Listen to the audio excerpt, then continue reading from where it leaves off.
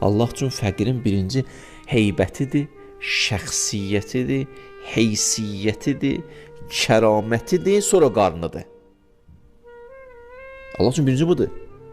Ona görə deyir, verəndə elə ver ki, o şəxsiyyəti sınmasın.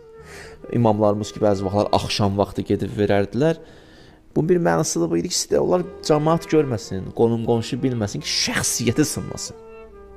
Başa düşürsünüz? Ona görə verəndə də gərək qarşı tərəfin hörmətini sındırmayaq. Bu çox mühümdür, qardaşlarım, bacılarım. Bu çox mühüm nöqtədir.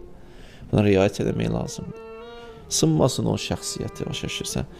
Bəzi vaxtlar, valla, elə şəkildə verirlər. Mən hərdən baxanı deyirəm, kaş bu verim yedi, çox almaydı.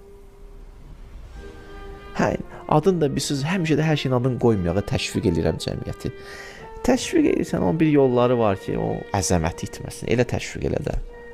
Sındırmadı onu. Başa düşürsən.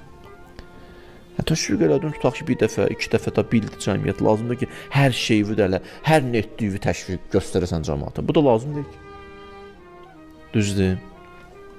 Mən demirəm, hər aşkarda eləyən riyakardır, yox, əsla. Amma deyirəm ki, bir dənə özümüzə qaydaq görək, niyə aşkar edirik? Sualdır da, belə yəni, mehriban da dalaşmıram ki, sən. Mehriban, niyə belə edirsən sual? Doğrudan xalis niyyətin, ixlas var. Ha, varsa Allah qəbul etsin. Nə işim var mənim səndən?